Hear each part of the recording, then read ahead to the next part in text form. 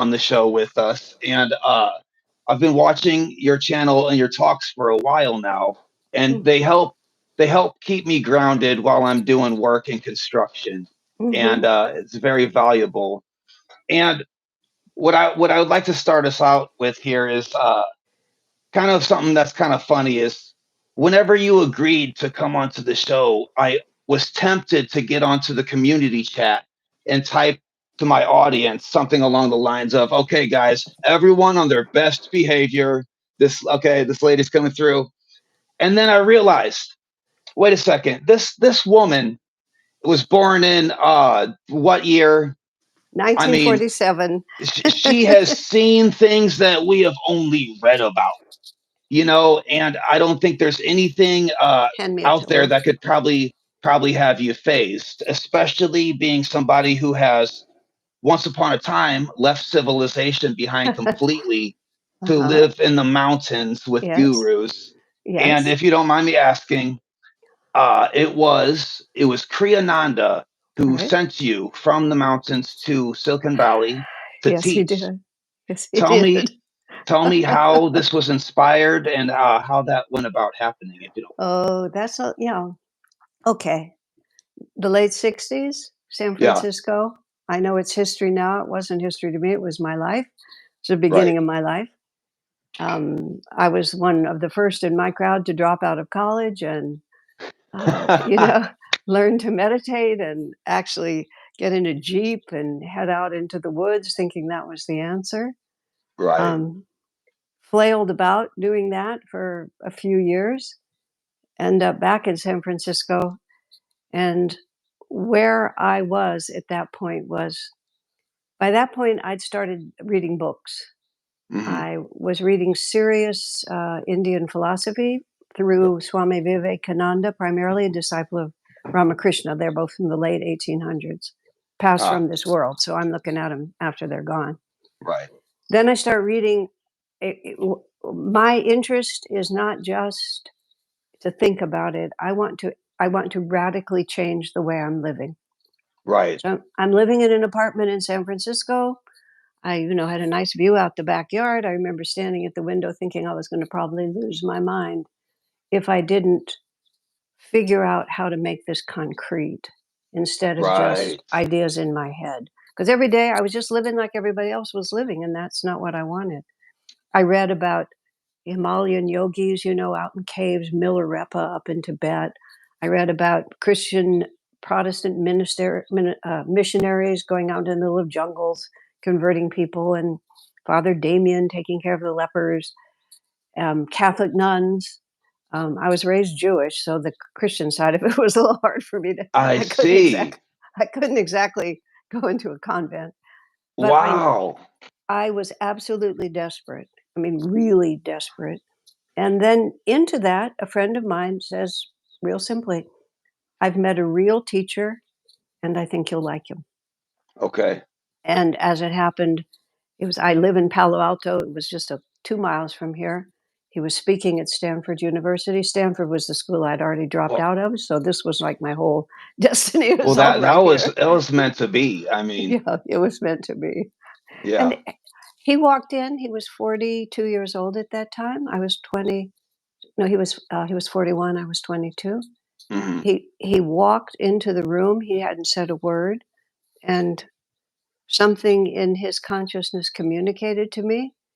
And the way it came to me is, he has what I want.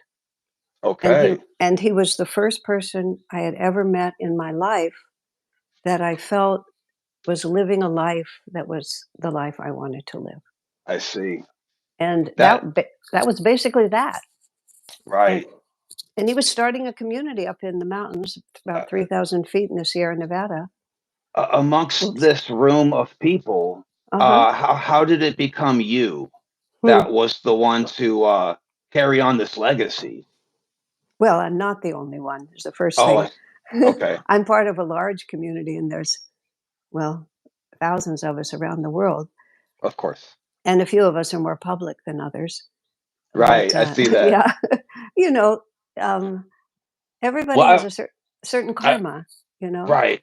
I've Uh-huh. always appreciated the gurus who are more open and public about their teachings. As we know, Lao Tzu went to the Uh-huh. mountains and he Mhm. disappeared forever, and there's a lot of these teachers who have so much to teach, but their renunciation involves leaving the world behind. And at that point, Mhm. it's almost like, well, there's so much to put back in from what you've learned that it'd be a shame, if a person was to disappear into the wilderness, even if it is for their own peace. And there's places, especially like Silicon Valley, that Mm. have how I feel might like Hollywood or New York could be Mhm. derailed by greed, lust for power, just degeneracy in general. Nothing against those people, but it's a monopoly of that's where technology is made, and that's where I think that these teachings are needed the most.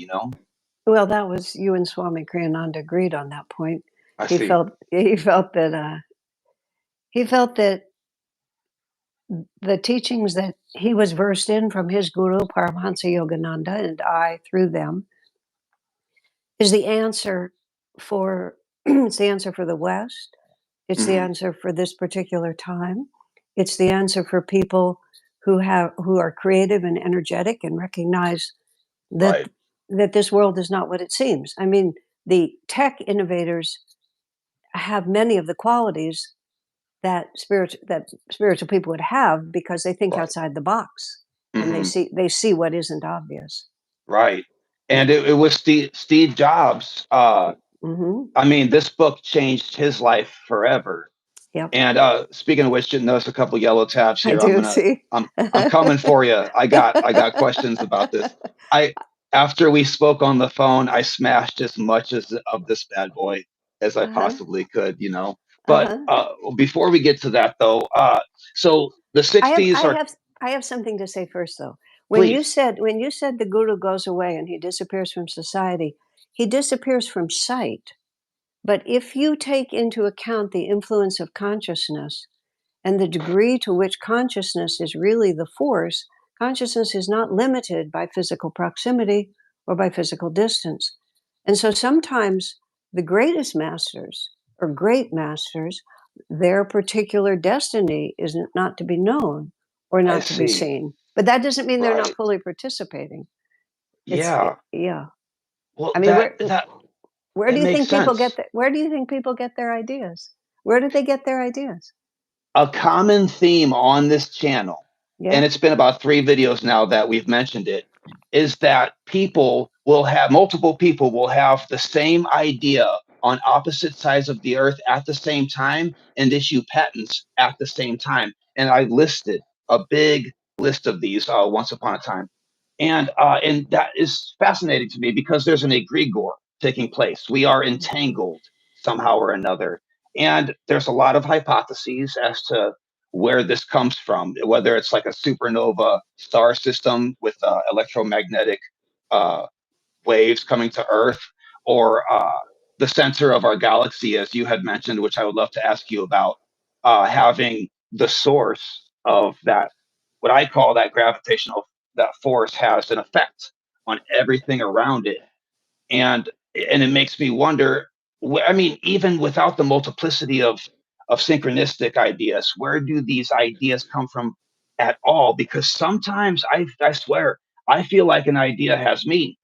Mhm, mhm, exactly. Well, okay, you flashed Autobiography of a Yogi up there. There's a lot of extremely interesting answers up there, and it's the basic premise of of Autobiography of a Yogi, because that book is about gurus and disciples, and not gurus in the way that the word is somewhat casually used. You know, you have your investment guru and your powerlifting guru and your Right. swimming The guru. the powerlifting guru. Right, but what you um but the word is satguru. I mean, they add another Sanskrit word in front of it. Satguru is the one who is completely enlightened and has the capacity then to at least awaken, if not Hmm. entirely free. He has the power to free limitless numbers of people, and his consciousness is as much present in every living human as it is within the body he's inhabiting. Wow. And what Yogananda writes about, and you have to think about whether you want to accept that or not, is that much more than we realize, the same hierarchy that we see in the visible world, where you see people at various levels of understanding and influence, continues in the non-visible world. Okay. And just as, I mean, right now people even use the word influencers, Right. people, and you can see how the dynamic of an influencer would work through mechanical physical means. But Hmm. the end result of that is it enters people's consciousness, and then they themselves begin to move in a different way.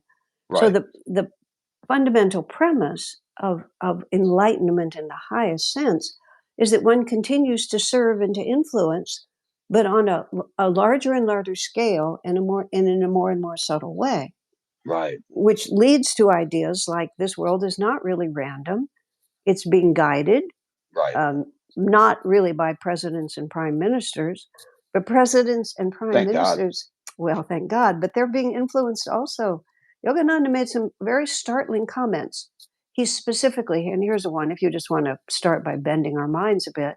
Yogananda himself said, I was the one who put the idea in the mind of President Truman to go into Korea and defend. And he just said that's what he did. He said the Himalayan masters were the ones who put the idea into the mind of Hitler, who was otherwise a brilliant general, to open a second front in Russia, which caused him to divide his forces and be defeated. And they Wow. used, and the masters use. This is how Swami Kriyananda explained it to me in terms of himself, Hmm.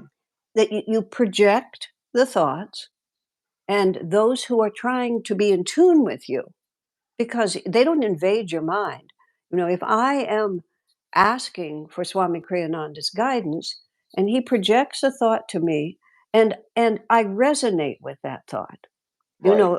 I know from 45 years of living close to him, he made a lot of suggestions to me that I wasn't able to get. 25 years later, I think, why didn't I listen to that? But at the time, I Okay. couldn't resonate with it. I mean, that was I just see. in person, but it works on a subtle level too. If you resonate with it, then it comes into you and it occurs to you this is a good idea, and then you begin to put your energy into that idea. So Hmm. it's not like you're being compelled, you're Hmm. being invited. And Right. if it, just like you're saying, it strikes you as a really good Right. idea, where did it Right. come from? Where did it come from? Right. And what's fascinating is that the way that you explain these things, like just now and throughout all of your talks, it's like this isn't magic. This isn't something Right. that is woo woo. This is something that is practical. Yes. And I mean, science, if you take two tuning forks Right. and you ring one, if this Fine. tuning fork is the same frequency, it will ring without having touched it. And this is the equivalent of consciousness, which is just on a different level of non-material, I suppose. And it's kind of like you were talking about, manifestation in a way is not this magical spell. It's Right. cause and effect. And Mm-hmm. we explained it, I think, differently.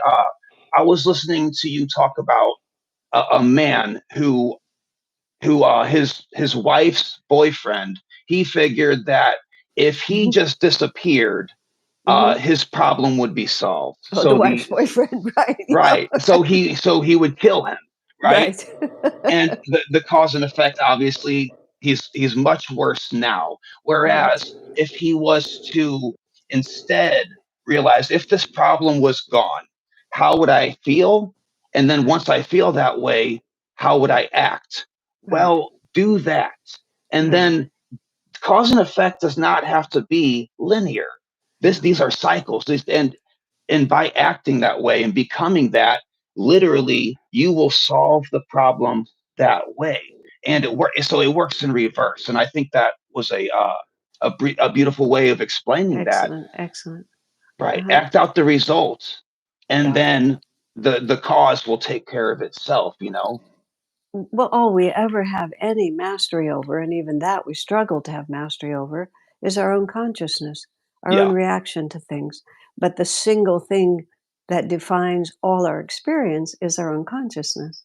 Right. So this is the good news and this is the bad news, sort of all at once. It is truly both. And I mean, it's so difficult to wrangle this thing, you know, and I'm a firm believer that we project reality. And you know, if you don't believe that, not you, but if a person doesn't believe that we don't project reality, watch two people argue over something that each one has studied for 20 years and they just Uh-huh. disagree because Uh-huh. they've been studying in completely different worlds. We live in completely different worlds, no matter how close we are. We see the Right. world differently. And Right. and that just, it goes to show you that to master your own mind is Right. just as difficult, if not more, than trying to control someone else's behavior, which is futile.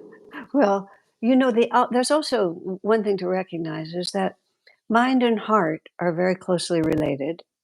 And more than that, reason follows feeling. Okay. And so, because if you are predisposed to want something to be true, then your mind will make up all kinds of reasons why it's true. The Hmm. most classic one in modern psychology, they talk about the concept of denial. And Hmm. I mean, for example, you're married to a person who has a serious drinking problem, but you don't want to acknowledge that they have a serious drinking problem. So you take Right. all the evidence that all your friends draw one conclusion and you draw a different one. Not because you're not smart enough to see it, but because the Hmm. predisposition of the heart pushes you toward in a certain direction. And Right. there's two kinds of ways of feelings in the heart. And one is calm and desirous of simply knowing what is true. Hmm. And the other is, and these are just made up words, but the other is emotion. And emotion is biased one way or another.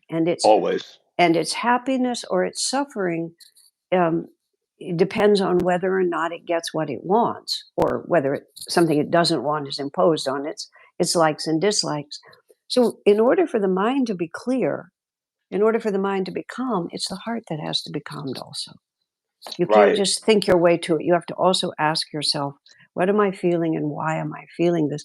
This is why interesting in the Bible, in the Beatitudes, if you're suffering, God will be compassionate.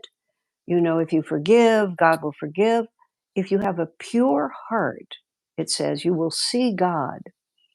And from the esoteric side, from the Indian side of understanding that, that means your consciousness will align perfectly with the infinite.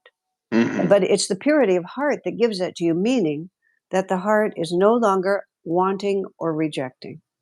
It Right. just, it wants to know what's true. And it So wants, yeah.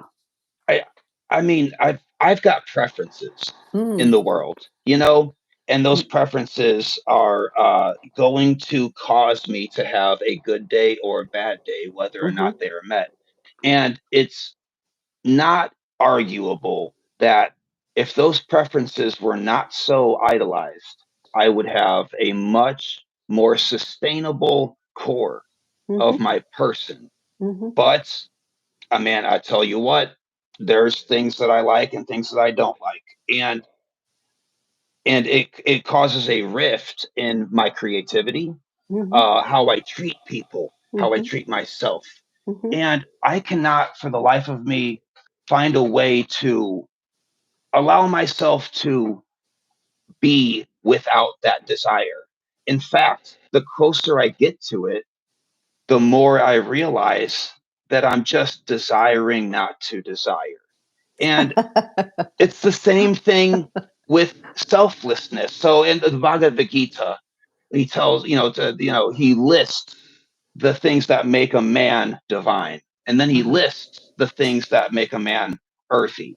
uh-huh, Uh, and those answers are perfect and they're stunning. And uh-huh, you can memorize them all you want, uh-huh. but it's to drill it in. So for example, I I would love to live in service to others. Right. However, and I can, and I Uh-huh, do, uh-huh. but when I live in service to others, I'm doing it because it will benefit me. And that's the reason I do it. How? how do I? Okay, let's break this down in different pieces. Okay. Sure. Okay. First of all, you have to be practical in your idealism. And Okay. so you can't just be ungrounded, airy fairy about it. You have to know what the top of the mountain looks like, and you have to know where your feet are. I'm Sometimes gonna people start are saying airy fairy every day. that is way from the 60s, trust me. Because Beautiful. there was a lot of that at that time. Yeah. Okay. Yeah. But a lot of times people are so intent on the mountaintop, they don't know where their feet are. And so I really appreciate your starting by just saying, hey guys, this is who I am. Because if Can't you're help it. not, if you don't start where you're standing, you're never going to make any progress. So that's the Right. first thing, is just like, it's okay, wherever you're standing, that's where you start. It's let me think exactly what this is, because see, sometimes people think that if you don't have desires, if you don't have likes and dislikes, either you become increasingly stupid and inactive, and that's just not true. Right. Because it's not like we're not committed to participating. Right. But what you have to do here is you have to start identifying yourself. Okay, a great deal of who we think we are, who is simply how we have defined ourselves at this time. Okay, and that definition is far more flexible than we actually think it is. Now, you can define yourself in a certain way and still participate. This is how Swami Kriyananda described himself. He said, I never identify as Swami Kriyananda, but Swami Kriyananda is an event for which I am responsible. And so he had to take care of business. He had to do all the things that Kriyananda was supposed to do. He had to do them as well as he could because he was responsible for the event. But if things went well for Kriyananda or didn't go well for Kriyananda, his sense of identity was on a more subtle level. Yes. Now, in order for all this to work, you have to put in reincarnation. Okay. Because you have to put in the fact that this is the body I'm wearing now. Right. But there is an eternal spark in there's a Sanskrit word for it. I don't use a lot of Sanskrit, but there in English you would say soul, but soul is not as accurate. Jiva, Okay. jiva is the dynamic, it's Jiva. It's Thank you. it's the dynamic sense of self. I mean, I woke up in the middle of the night the other day, which I often do anyway, but I woke up in the middle of the night with this. My first waking thought was, oh my God, here she is again. You know, it's Oh like no. Oh. it's like every time I wake up, there she is again.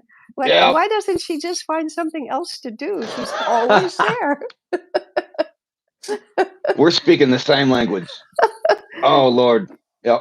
But it's possible because I know from my years of meditation and yoga practice that what I call myself is much more subtle and much more expanded than it was when I started. But I'm still responsible for this name, this face, this body, this job. Right. But ultimately, one's identity, and this is the identity of a master. This is how Swami Kriyananda was, and this is how I understand Yogananda to be, although I never met him. He participated in being Yogananda, but it was something he was doing. It was not him. I see. And therefore, his sense of well-being, his sense of value, his source of happiness, of course, he rode the waves of Yogananda's life. And Kriyananda rode the waves of his life, and they were very tumultuous at different times. And he felt it because he was responsible for the event. It wasn't that he had no feelings and that he was just made of stone. None of Right. that. But if you also think of it like this, and this is an image I often use, if something very dark happens to you and everything is black, and it's black, your whole palm is black. You put the palm in front of you, even if your eyes are wide open, the whole world is black.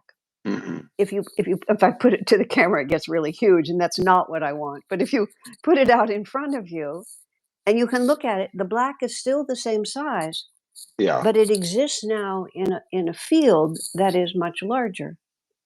Okay. So that's how we regard ourselves. You know, Asha's having a good day. Asha's having a bad day. Things are Okay. going really well for Asha. Oh, poor Asha's really struggling today. And Right. so it's still black, but because if you identify with it, that's all you have. Yes. If it's an It's event, if it's an event, you have the whole universe around it as well. in the Bhagavad Gita, Mm-hmm. it shows the chariot and Mm-hmm. the man. So the horses are the desires, right? If he's not shepherded, the Well, horses go off the cliff. Or they also represent the five senses, which is another way of saying the desires. gotcha. A, an outward focus, a focus outward, right? Right. And Mm-hmm. then it illustrates that the man who is driving the chariot, right? That's, say, maybe the persona or whatever, he's in control, but that's still not who you are. And it illustrates as the who you are is up in the top register Well, as a metaphor, to use, if you're please. going to do the Bhagavad Gita to have it accurately, Sure. in the Bhagavad Gita, Lord Krishna, who was himself a fully realized avatar, I mean, forgetting for a moment, yes, there For you have those it. listening, that's our buddy right there. That's our buddy right there. And so Krishna drives the chariot for Arjuna. Right. Arjuna has to fight the battle. He's the warrior. Krishna will not pick up a weapon. He will not fight the battle. Right. Arjuna has to fight the battle, but Krishna drives the chariot. And what that means is that the power of Krishna guides Arjuna, but Okay. Arjuna still has to pick up his bow and his whatever he's using, and he has to Right. completely participate in that. And the Lord will give him energy if Arjuna will take it. If he And will take it, and if he's righteous enough, if I'm well, not mistaken. well, righteousness puts you in tune with Okay. the higher vibration, which allows you to receive the guidance of the divine. That's what all spiritual discipline is to tune you in to the higher cosmic vibrations that are Right. always flowing. But Right. we get, just like we were having trouble turning this thing on, and I'm Right. I'm again old enough to remember the big radio where you spun the dial and you had to tune in. The radio waves were in the room. Yes. The radio did not create the waves, Right. it merely attuned so we could hear them. And that is 100% precisely how Right. the divine power and the master and the guru, the guru is constant. Our Right. attunement oscillates. Yeah. And so the light bulb has to match The socket. the socket. And actually that makes for a great segue, because what is very encouraging to me and very encouraging to a lot of people is that this man himself literally once upon a time was not capable of that enlightenment. And if you don't mind me, I'm going to Uh-huh. read this real quick, and then I want to ask you about this part, because this is fascinating to me, right? So Right. Yogananda himself is speaking to His master. his Uh-huh. master. He says, "Sir, why don't you grant me a Mhm.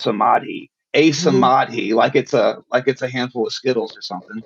Uh, and then he says back to him, "Dear one, I would be glad to convey the divine contact, but it is not my place to do so." The saint looked at me with half closed eyes, ooh, which is kind of Okay. your Uh-huh. master will bestow that experience on you shortly. Your body is not tuned yet, as a small lamp bulb would be shattered by excessive electrical voltage. So your nerves are unready for the cosmic current. Yeah, there you've got it. Now, just bear in mind, just to clarify this Sure. was not Yogananda's guru. Yogananda ran away from his guru for a period of time, and he went Okay. to the mountains and he sought out that saint from I where in see. that conversation. He was a great saint and perfectly capable of being a guru and giving Yogananda the experience, but it wasn't his place to do so. Right. And Okay. also for the reasons that you're saying, that Right. that it would blow out his nervous system. It Is would. this Kundalini? Kundalini is a way of understanding it. That's just Yeah. one word. That's No, just another no. word for it. Kundalini is a very good way of understanding it, because Okay. Kundalini is the life force energy that is primarily uh, stuck. It's not. Right. It's restrained. It doesn't really flow through us in total, Right. um, because we're not vibrating in such a way that it can. Vibration, if you think of it all as energy and as vibration, it all makes sense. You know, if one thing is vibrating one way and another is vibrating a different way, they're not going to Right. merge. Right. But when they begin to vibrate together, if you ever sing in harmony with someone, and when your notes get just right, then all of a Yeah. sudden everything merges together. So we're It talking locks about, in. yeah, locks in. We're talking about our thoughts, our feelings, our memories, our regrets, our aspirations. I mean, we're talking about everything. We're not. You can't just cheat by getting like one little piece of it in order, Right. because it's just what we are. Right. And this is where physics and yoga and all this are just coming together, because physics is telling us we don't know what to make of it, that nothing Right. is what it seems, that it's all just That energy vibrating.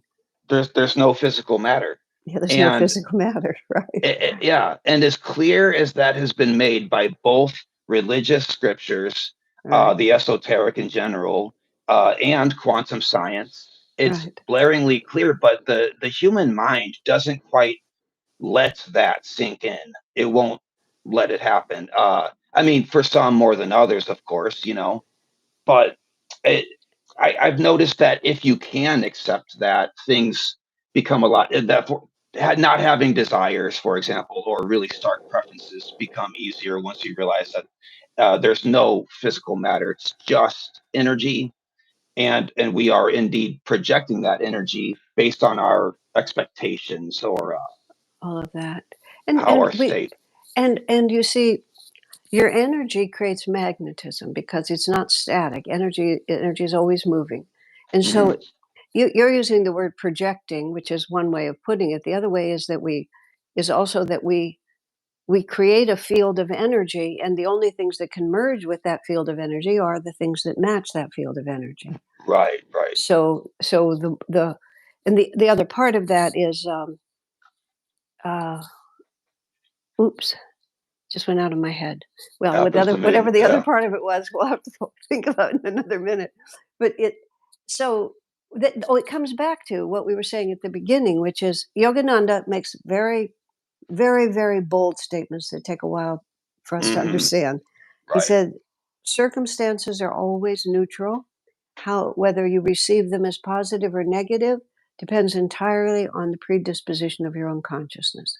Now, of Right. course, immediately what people will say to me, well, what about child molesting? What about rape? What about war? And Hmm. he's not saying that evil doesn't exist. Right. And he's not saying that when you become spiritually minded, you lose all discrimination and the worst criminal looks the same to you as a saint. Not at all. Nothing Right. like that. If anything, you become far more sensitized to the Hmm. different vibrations of energy. But and you have to make your responses to life appropriate Hmm. for what will facilitate the greatest good for the greatest number. I mean, you have to be Right. acting in a divine way, Yes. but that doesn't mean you have to allow your own equanimity and your own peace. Is your peace dependent on the world cooperating with your preferences? And this Hmm. is and that or is Krishna in charge of your chariot and you're just going into battle where Krishna takes you? Hmm. So this is how you come to the whole reality of, is there God? What is God like? How do I Hmm. relate? How does it express? What does it mean to be a disciple? What is a true guru? Why do I need one? It's when Hmm. it's when you really try to figure out, how do I live in this world at peace, Right. given what this world is really like, Right. and what And my Arjuna. Oh, sorry. no, go ahead. And And what my own karma Arjuna. is. We did it Yeah. again. Your turn. That's fine. Uh, Uh-huh. and he found out what God was like pretty quick in the Bhagavad Gita when he asked him to show. He said Yes, well, he he gave did. him eyes to see, and it was endless mouths and eyes, and the way they described the soldiers pouring into his jaws, locking down Right. on him, terrifying. But what Yeah. you just said reminds me of is that moment when he's kind of talking about prayer, that communion with God, and how prayer isn't necessarily something that you sit down and do once. He said it should be regular, as if your breath. It should be consistent and part of your daily, or not daily, but hourly, minutely being. A prayer could literally be a form of meditation that you carry with you everywhere you go, as opposed to being like, okay, push pause on the world, prayer time, and then push play on the Right, world. right. See, This is something that, yeah. Okay, I mean, now you. this is way back at the beginning. See, I knew that from when I was 19 years old and started understanding this teaching. Enlightenment is not a part-time job. Right. It's just who you are. Mm-hmm. And so it comes back also to what we were saying earlier about self-definition, and if it's like, if I am this separate individual entity responsible for its own destiny, acting according to its own things, I'm the one in charge. Mm-hmm. Then you move through the world in a certain way. If we recognize ourselves to be a manifestation of much higher levels of vibration, if we Mm-hmm. understand ourselves to be on this long journey, this is where reincarnation comes into it. Where reincarnation comes into it, and I'm on a long trajectory, lifetime after lifetime, in a continuous process of learning. I mean, Mm-hmm. where people think reincarnation is silly is like, today I'm, the president of the United States, tomorrow I'm a sheepdog, and then Right. then the next time I'm a businessman. It's the self, Right. the jiva, learns a certain amount, and then it's used up the opportunity that this body, it's gained all it can gain from wearing this body, so it puts Right. the body down, then it puts on another one that is karmically exactly where I need to be to pick up where I left off. And then Mm-hmm. gradually you begin to understand that I am responsible for this, but this is part of this much bigger reality. And my job in this is to identify more and more, to experience more and more Mm-hmm. of myself beyond all this smallness that most people think Mm-hmm. of as themselves. And then you don't, you're praying, but it's more like you're just in constant conversation. Mm-hmm. You're in communion is the other word, which is you just don't move without remembering Right. that you're an instrument of a higher vibration. So, and the Dharma, we are an instrument that is set out to do the Dharma. And and I have a question about kind of a practical how. So, Okay. okay, in Krishna drove the chariot for Arjuna. In Buddhism, they say that you have to empty your cup, in order for the Buddha mind to take hold. Christianity, they say Jesus take the wheel, and it makes a hot, 90s track. Uh, and and it's another one of those things that you can hear the words and memorize them all you want. But what is the best, most practical way to really let that happen? To say, okay, I am stepping aside my ego, my desires, and the things that I want, and I would like you to take over and help me fulfill the Dharma. Because I mean, I can say it and I can believe it, but how do I let that happen? Well, that's where sadhana, spiritual practice, really comes in. You Okay. know, and this is a very subtle and a very enormous subject that you raise when you ask that question. So let me. Okay, fundamentally, and you referenced the five horses, and spoke of them as desires, but they're also the five senses. Okay, Right. as soon as the baby is born, as soon as the baby is born, it begins to look around. Hmm. I watched a baby. I don't have children of my own, but watched the baby who was like 4 minutes old. Her loving Hmm. father leaned over. She reached up and she wrapped her hand around his thumb like that. I mean, the Yeah. first thing she did was reach out. On one hand, I mean, it moved me to tears. It moved us all to tears. It was so Yes. beautiful. On the other hand, I thought, oh my God, she's not 5 minutes old and she's already just reaching out, to touch and see and Yep. feel. It's like, Oh, that's coming. Yep. yeah. Okay. So, but the other side of it is what is activating those senses? What is causing me? Who am I? In other words, I mean, all of Okay. spiritual life can be reduced, and many spiritual paths. You just ask that question, "Who am I?" over and over again. And so then you factor in, something is going to die. Does that mean that I am going to die? Who am I? Okay. When I was a little baby, I was myself, but look at me now. So who am I? And so then we gradually begin to discover what I was joking about waking up in the middle of the night, that there's some definable awareness that is always there. But that awareness, unchanging. Yeah. yes, but it's not unchanging. It's happy today, it's unhappy tomorrow. It's doing all sorts of things. It's a child, it's ignorant, it's wise, but there's still this consciousness. Awareness is a good enough word for it. So how do you affect awareness, which is exactly what you ask? This is the ancient science of India. India is, every religion in the world has what Swami Kriyananda called the way of awakening. Right. And you have the way of belief, which is Jesus Christ, our only Savior. I surrender to Jesus. I worship Mother Kali and she saves me. I am a disciple of this. I'm a Buddhist. I'm not even deistic, but I empty all of it. You have all that stuff. It's all different. Nobody can ever figure it out. You can never get everybody together on it. There's no unity on that level. But if you follow the practice with more than just lip service, you begin to discover the same inner reality. And so then you have the way of awakening. And the way of awakening is where all traditions come together. So nowadays, the traditional Indian way of awakening, it has basically three elements. It has devotion. And devotion is humility before a reality more profound and wise than myself. The obvious word is God, but God in English is a kind of a corrupted word. Right. This is in AA too, as one of the fundamental steps. Right. I am part of a greater reality. So we begin to, there's a point in which it's not just words.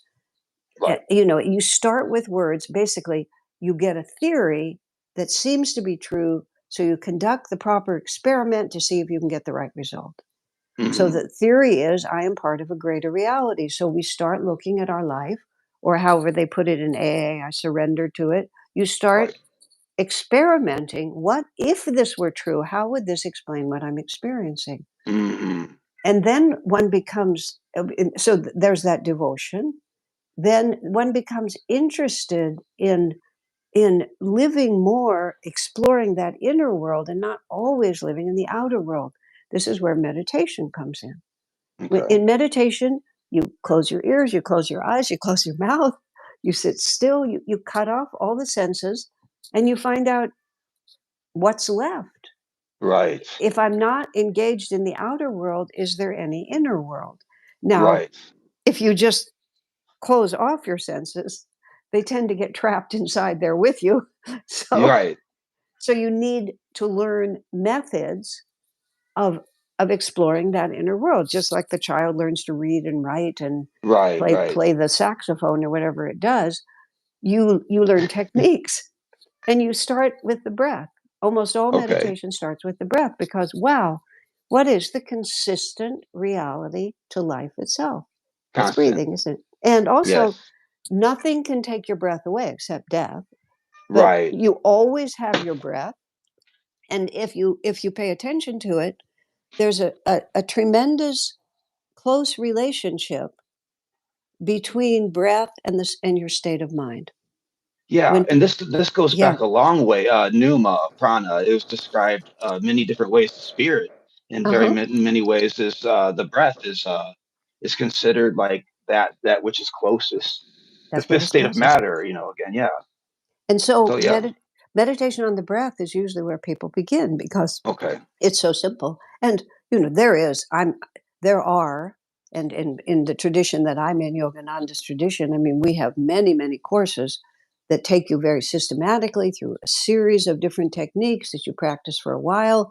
Then you get others that are deeper, and then eventually, by the methods I use or any methods that work, you begin to discover this inner flow of energy. You discover the chakras. You don't like invent them.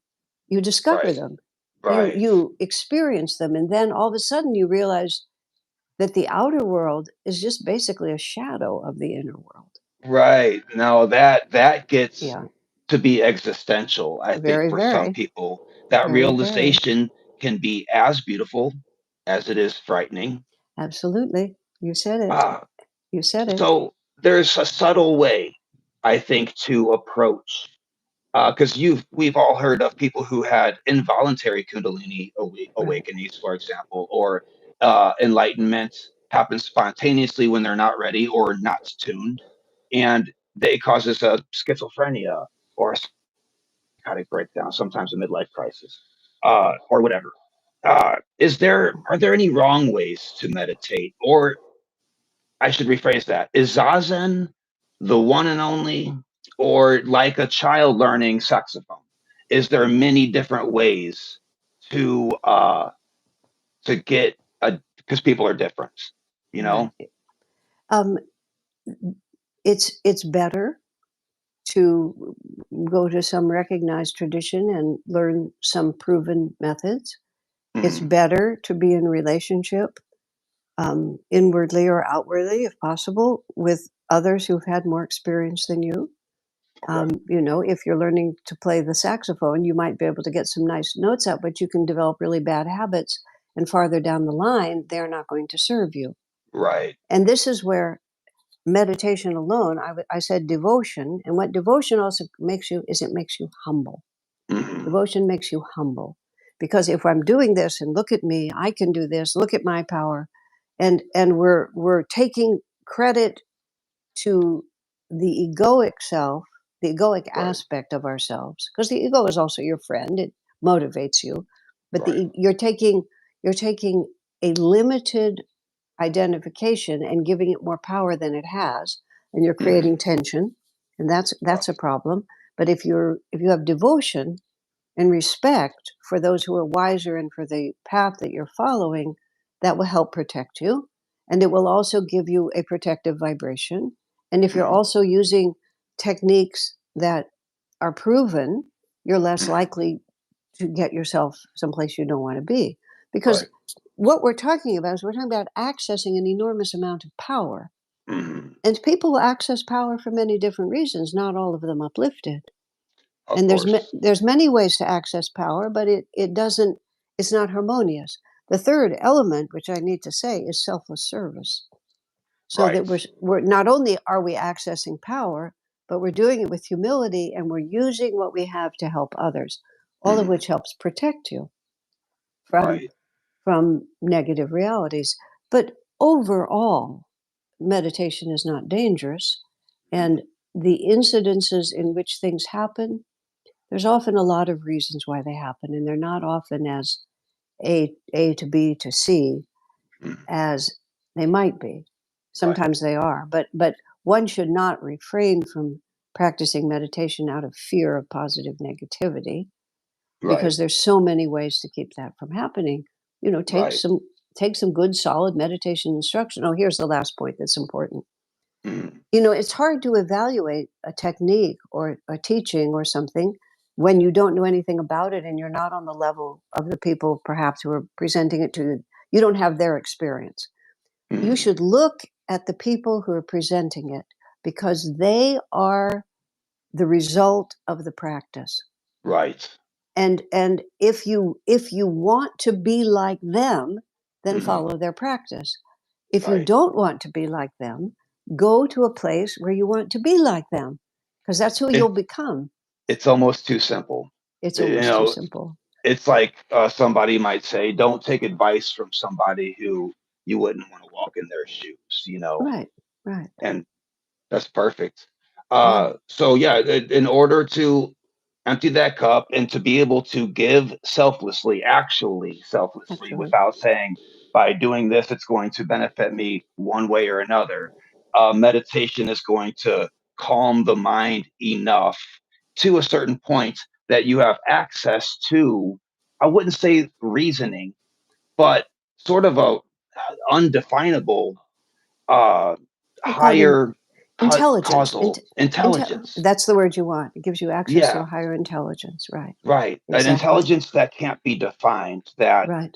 it's got exactly what you need and ironically exactly what you want, but it's not going to line up with the desires that you thought that you had. Precisely.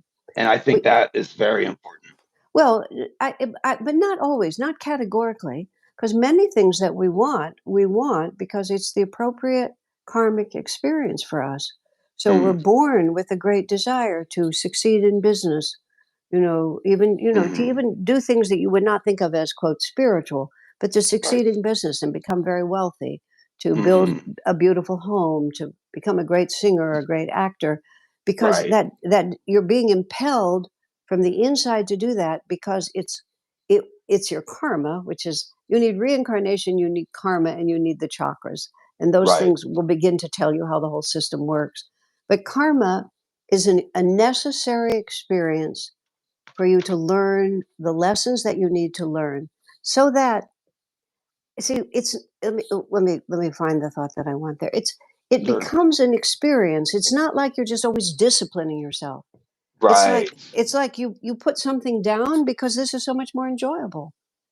Every time you've progressed in your life, you put something down, not because I desperately want it, unless it's ripped out of your hands, but it's because I don't want it because this is nicer.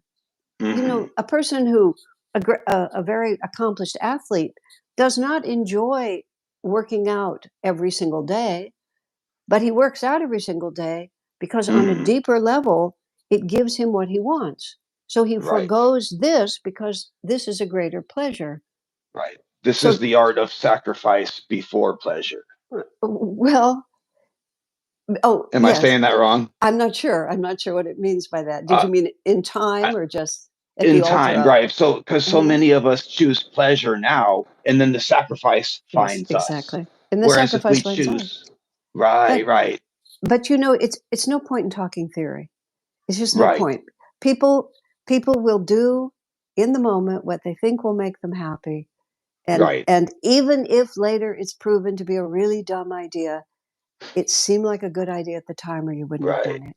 And so you just have to say, I did the best I could given what I knew. And now I've had another experience and we learn from experience. Exactly. And then it's like the life that I've lived to some people looks like all kinds of things. But it's just like the things that I didn't do, I didn't want to do. It wasn't like I gave up something. It never interested me. My karma is unusual, and I recognize that. But I was intelligent. I was accepted at a prestigious university. I could have done any of those things that a person can do when you start like that. My difficulty was, this is honestly how they looked to me. I was always aware of death. I didn't even know anybody who died at that point, but somehow death was always there. I always compared things to what it would feel like at the moment of my death. Would I, when I was dying, feel that this had been worth doing? And I just had this, and I recognize it now as a past life memory that I had. But you see, it wasn't like they were taken away from me. In previous lives, this is my belief, I accomplished all of those things. I was the doctor, I was the professor, I was the businesswoman, I was the lawyer, I was the politician. I mean, these are my personality. I was the revolutionary. Yeah. And I drank that cup to the bottom of the cup. It was good.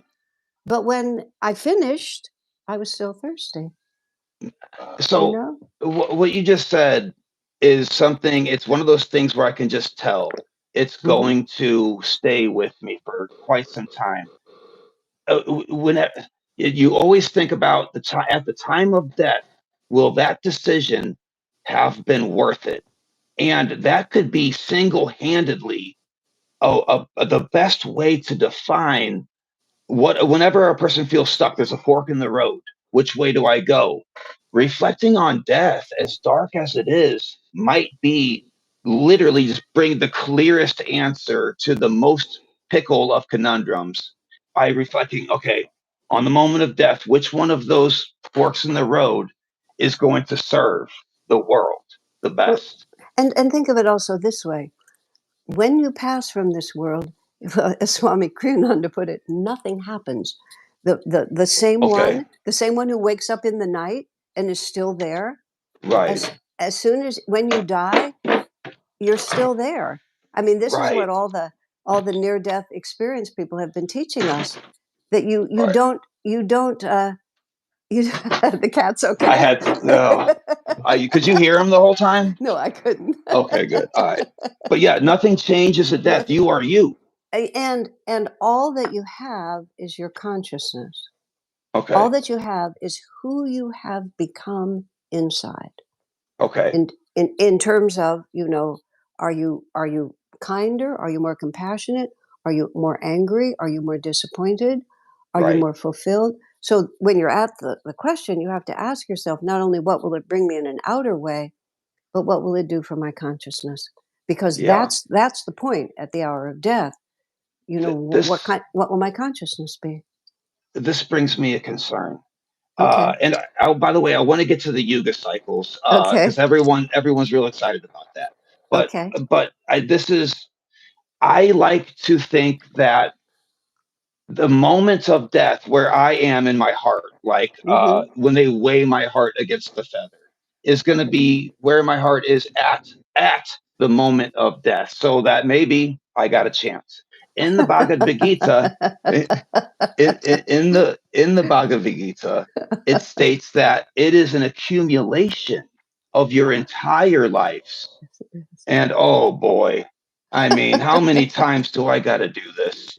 You know, That's a good question, isn't it? And when that question in that tone of voice becomes the dominant question, that's when you start making wholly different decisions. How many more right, times do I have to do this? So right. you ask yourself, how do I have to live now in order? Hmm. And it's not as esoteric as it seems. What do I not yet understand about what causes happiness and what causes suffering? Hmm. That it's just simple as that. So when we allow ourselves to be compelled by desire, by habit, by fear, whatever, or by overzealous affection, um, to do things that have consequences that are not as cheerful as the moment of bliss that we got from that, we just like we have to start strengthening the muscles that allow us to stand Right. strong. But it's like you can't game the system, because what we are at any moment, right in this second, is the total accumulation of every thought, action, feeling, and decision we've ever made in any incarnation. For this Okay. hour were we born. Jesus makes that All of them. declaration. It's all of them. So who you Okay. are right now is who you are. Yeah. But it's an energy pattern. There's no thing in there. You don't have all your past spouses and all your past Right. children. It's a whirlpool, a It's verb. it's a vibration of consciousness somewhere on the spectrum from total enlightenment and complete delusion, just Right. depending on exactly where you are. And so when you're ready to take off this body, I mean, if you take off this dress, you have the body without clothes, and Hmm. and when you take off this body, you have the Right. consciousness without a body, and it's Right. just then that vibration of energy, and you can't in the last second switch it, because all the momentum, it's just Yes. momentum. Right. In theory, you could generate sufficient energy to change everything. But in fact, if the car is going 100 miles an hour and you miss the turn, it Right. takes some energy to turn it, Yeah. because you have to That shift the momentum. inertia is going to exist in the causal realms just as much as it is here in the Okay. physical realms, I suppose. Yeah. And now that does clarify quite a bit there. And it also reminds me that the best time to start is right now, as Yeah. Alan Like, how Watts about said, now? Yeah. How right about now, now? right Right. now. How about tomorrow? No. But Well, you get one more day of momentum in the way you've been going. But right. people do not put, okay, the effort to change is always perceived as painful. Hmm. Putting out more energy is often perceived as painful. Changing momentum is often perceived as painful. Hmm. And you will not change until the perceived difficulty of changing Hmm. appears to be less terrible than continuing as you are. Okay, okay, there it is right there. Yeah. If Because continuing, yeah. this isn't damned if you do, damned if you don't. No, no, not at This all. right. This is if you have an honest reflection of yourself and Right. what you've gotten so far and what you chose to be birthed Mm-hmm. into, Mm-hmm. are you comfortable with that? Because you're Mm-hmm. stuck with yourself. Mm-hmm. And if you're not good company, then the pain that comes with change, that what we might call spiritual alchemy, might be something that you want to go through like somebody has to go running. They got to go Mm-hmm. running to Mm-hmm. feel good and it hurts to run. Or the G forces whenever you are Mm-hmm. an astronaut or a pilot and you got to make that sharp turn.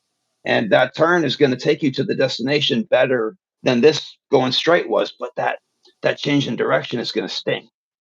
And you And also, but you have to be at peace with yourself, which is just right, say, I'm not ready. I know that I yeah, will, but I'm not ready. Um, I've got guilt. I see. It's so Yeah. no, and by the way, so Uh-huh. before it's just always been there. Yeah. I mean, like I don't know, and I'm not trying to say a past life, I whatever this or that, because I don't know. But by the way, everyone here is totally on board with the reincarnation Right. thing. We're not, Right. no one here is we just had a big special on it recently. Very But good. so the reincarnation thing, it's so it's locked in. I'm not trying to figure out what the past life was or whatever, but it's distinctly a guilt. It's not a shame. It's not an anger. There's a guilt there. Well, And there's certain things that I do and don't do because of it. well, Joey, I think it. I think, of course, it's a past life. I mean, and unless it's something you can identify in this life, then it's a I past was a life. But of loud course, it's a. baby. Pardon No, me. I was a loud baby. Well, yeah, but then people seriously, people try to find sufficient causes from the time they were born, and you can't a great deal of the time Right. because you're picking up where you left off. I was Hmm. born with a tremendous desire to understand how to be happy. And I remember when talking to Swami Kriyananda when I was at the very beginning, I said, "Sir, I've always had this passionate desire to be happy." And I said, Hmm. "I've never been unhappy. I've always had a wonderful upbringing. I've never," and he just said to me, "Past lives, obviously." It's Okay. just like I had enough experiences of the nature of life and Hmm. the who am I question to realize that the only thing that really mattered was gaining mastery over my consciousness. Because that's Hmm. really what I was saying. I do not Hmm. want to be the I don't want to be the helpless pawn of circumstances. I want to be master of my own consciousness. So I put it in terms I want to be able to be happy. But what I was really saying is I want to be in command of myself. Right. And you don't want There's a that. difference. You don't want that unless you've had real experiences. Now let's go to guilt. I mean, Okay. imagine, let's just I make up stories. I'm not psychic. I don't see the Just past right. lives, No, but allegory. I make up stories Hmm. because when I can make up a good story to explain it to myself, it helps me. So Hmm. let's imagine that you did some really naughty things in your past Hmm. lifetime. Maybe you were unfaithful to a good woman. Maybe you gave into temptation and stole money. Maybe, somebody was drowning and you were more concerned about yourself and didn't dive in the pool. Let's make up a whole lot of different stories that would cause you to feel an overwhelming sense of guilt, Hmm. unresolved because circumstances didn't allow you to resolve it. Hmm. So it went deep into your heart. It never got settled. So literally, from the time you're born, it's who you are. Hmm. And and so instead of just accepting that's who you are, then for me, if I make up a story, then it helps me feel at home. Okay, this makes perfect sense. Okay. It makes perfect Yeah. sense that I would be this way. It makes perfect sense that I don't like this person because they used We to be my domineering husband, and that's why I still don't like you. we need a self mythology. A self mythology. Yeah, to be That able to view mhm. ourselves, the world and that we're building. and then you can say, okay, because of this guilt, you got it perfectly. It forces you to behave now because Okay. you remember the consequences of Yeah. when you crossed lines that you shouldn't cross. And so Right. it's a positive motivator. But what you need now is you need to consistently make the right choice so that you realize that's who I used to be, but that's not who I am. I see. Right. I And, did that, but I would never do that again because right. now I've learned. And this is parallel to how Jung said to bring the unconscious up Right. to the conscious, otherwise it'll control your life, Yes, And exactly. so it's occurred to me that we choose our our life, our body before we are born Mm-hmm. as it's what our soul needs in order to grow, right? Mm-hmm. Mm-hmm. Now, this brings up all kinds of questions as to how, does each individual person live in their own universe, or do we all live in the same universe and then have to find a category that suits us before we go in? But all those things are kind of details. My question with that is, does that tell us that every incremental detail of what we go through, from what we find desirable to what makes us suffer, is literally supposed to teach us what we need to be before we leave our body and then rejoin again to find out. So it how do I say this the best? Because we're brinking onto the realm of where words don't do Well, it, you know? I think I can answer this question when, okay, I'll give you a story and that'll help just a little. Sure. The teenagers in the spiritual community I've lived in, we've raised 3 generations of kids. So we've been through a few teenagers.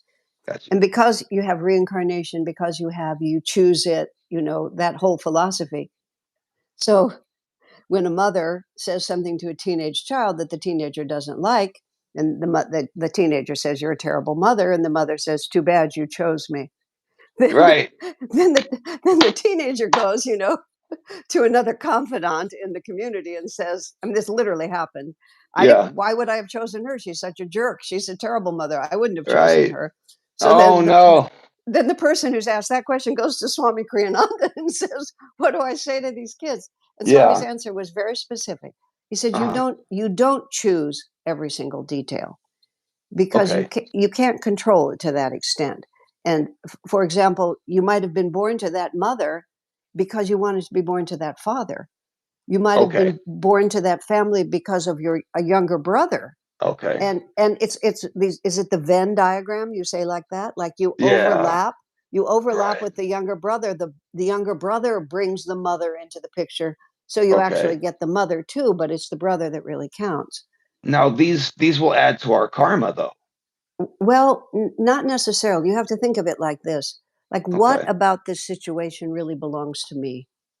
Okay. And you don't have the same.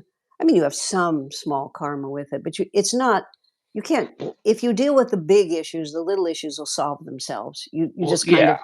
So If you if have you to. watch your if you watch your pennies, the dollars take care of themselves. That's like that. I mean, so for example, you just might not have that much karma with 5 of the 7 members of your family. Oh, You just don't How, feel in tune with them much. Your real karma is with one sibling, how do we and so know which you. one we chose? Well, it's You really. smile. You smile. I smile. What I mean is, it's if you're paying attention, Yeah. if you have calmed your heart so that Hmm. you can just feel things as they are without all the agitation of fear. But if I feel that, then all of this will happen. Or if I see that, all of this will happen. So if you're not afraid, if your genuine interest is simply what is true, what is Uh-huh. true here? And if what is true is, I just, my mother's a stranger to me, or my father's a stranger to me, or the town I live in, the country I was born in, I hate the German language. I need to get somewhere where they speak French. You know, Right. all of these things could just be true.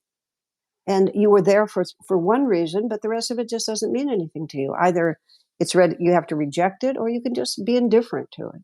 Hmm. Someone was talking to Swamiji once about not having much of a strong feeling for their own parents, and then but saying that there was no complaint, the parents had been wonderful, but there was just no strong pull.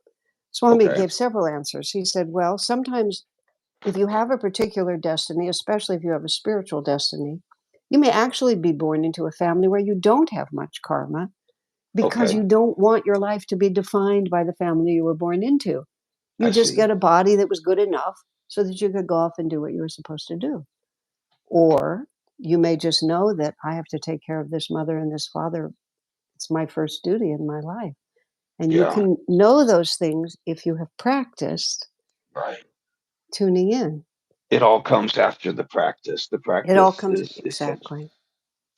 If you, Interesting. yeah, everything becomes consciousness. And this And goes back to what we were saying about start doing the results yes, if you want your problem to be solved, then practice the way that you would be if you had finally gotten what you what you right, needed, and right. and for me that was a huge breakthrough Very post good. like divorce. Right. A divorce could send you down the path of being that creepy guy at the end of the bar who's blaming everybody, and he acts that way, therefore more people treat him that way because he Mm-hmm. is expecting that. Or you can say, okay, this is a huge problem, throws a wrench in everything in my life. However, if it was not a problem, who who would I be? How would I act? Oh, you Mm-hmm. got it. Start Mm-hmm. doing that. And all of a sudden, those things that were problems are now not only resolving themselves, but they turn into opportunities, not just to learn from, but sometimes rewards within themselves. Uh, you might not know, my community knows that this channel that I have is literally a direct result of my divorce. Hmm. Because Interesting. there was Mm-hmm. me and my son had moved Mm-hmm. into a new home, which is this home, and we were searching for things to do. Hmm. Not just outwardly in this beautiful town, but things to keep us busy and to give us a hobby. And just and that it literally created a doorway for us Hmm. that has me speaking with you right now. Mm-hmm. And that's how it is. You act the way you want the result would be. The rest takes care of itself. Yeah. I love it. Yeah. I would say the same thing. You create the right magnetism, and Mm, then that magnetism makes everything else happen. And whatever beautiful. thoughts, feelings, actions create a field of energy. Shift the Yep. field of energy, and the whole universe shifts. The whole Exactly right. universe shifts. Yeah. And speaking of the universe shifting, let's get Okay. spicy for a minute. All right, we've got Okay. the Yuga cycles is Okay. an endless rabbit hole of speculation. You got long cycles, you got short cycles. You've got for those of you who might not be familiar, I've got a little diagram pulled up right here of Yeah. one of the Yuga cycles, of which Right. we are at the bottom, supposedly, of the Kali Yuga cycle. No, no, And no. there, That's the bottom is 500 AD. We're actually up at the beginning of Dwapar. We're at the second one up higher. okay, see, this is why Okay. I'm asking you. So Okay. let's get this figured out because Okay.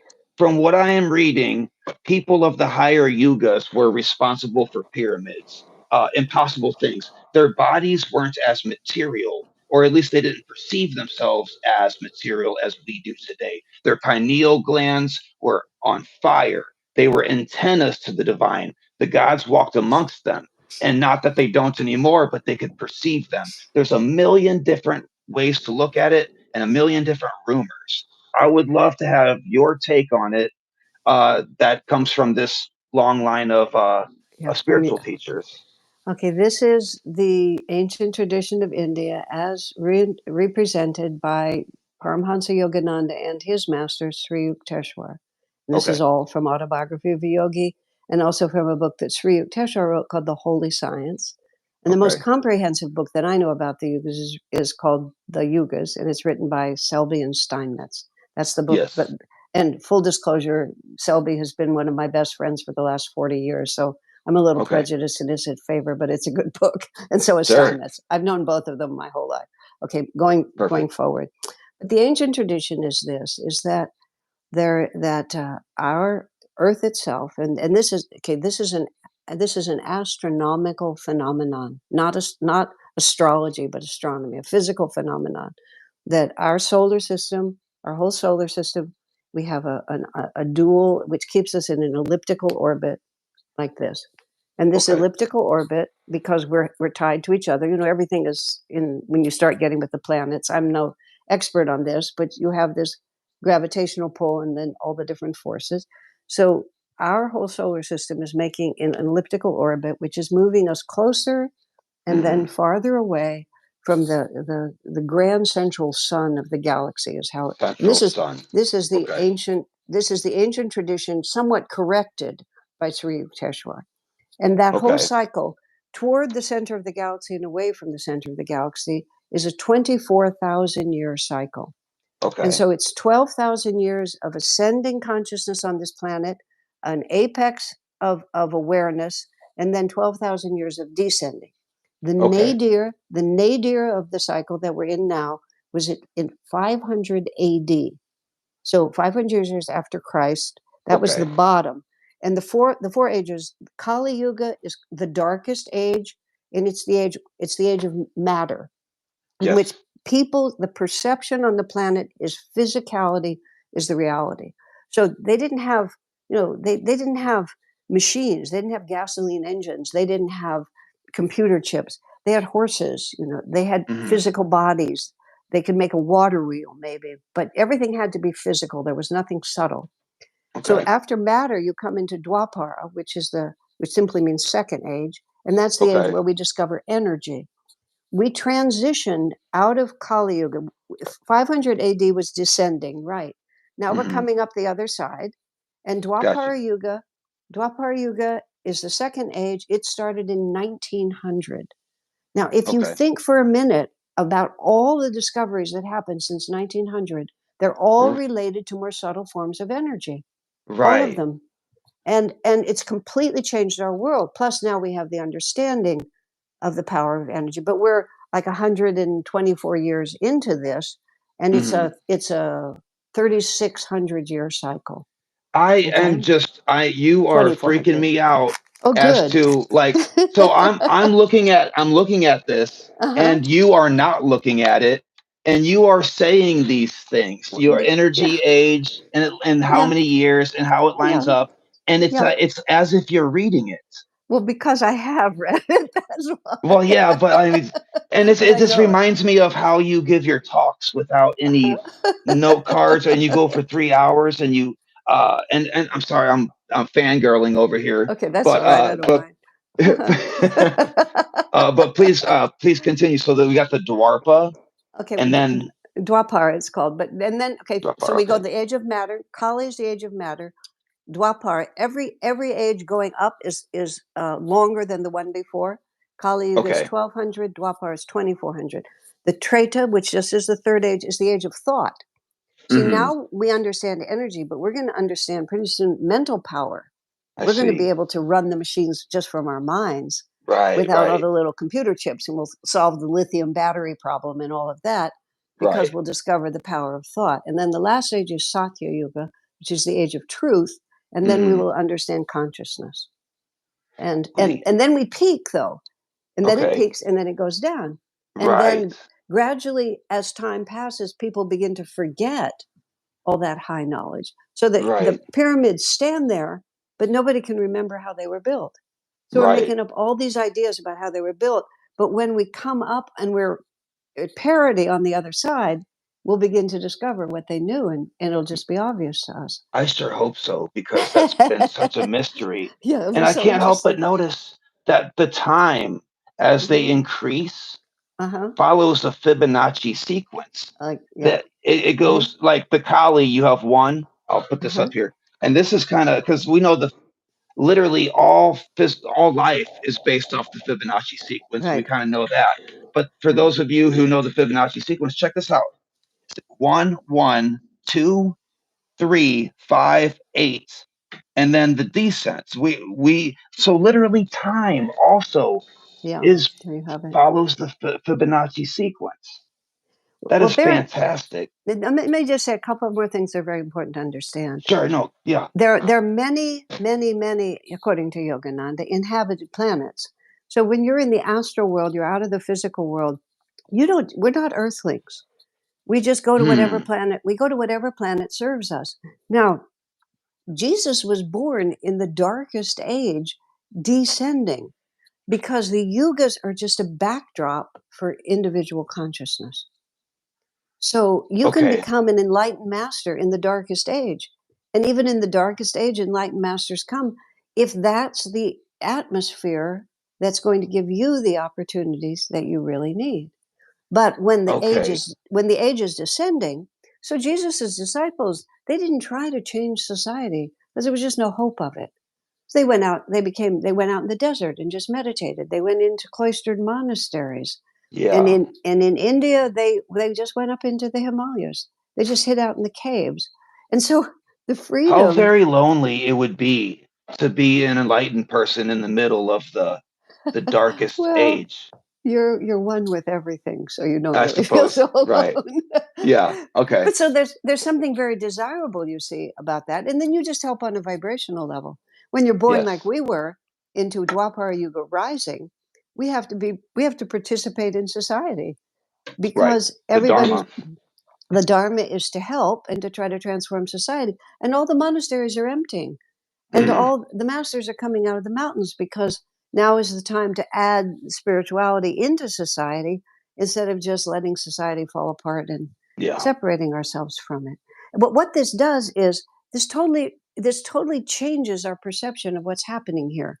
This is a very tumultuous transition. The Bhagavad Gita war was the same point, but going down. They were leaving Dwapara Yuga. They were leaving a high age and coming into a darker age. Okay. And so it was very tumultuous. And we are leaving a dark age and coming to a higher age. It's also very tumultuous. Yeah. Because because when you're in a transition like this, especially from Kali to Dwapara, a whole lot has to be destroyed. Yes. And so an apocalypse does not have to mean end of the world. An apocalypse, because we're in a rising age, the end of the transition is going to be greater enlightenment. If we were in a descending age, every cataclysmic event would take us darker.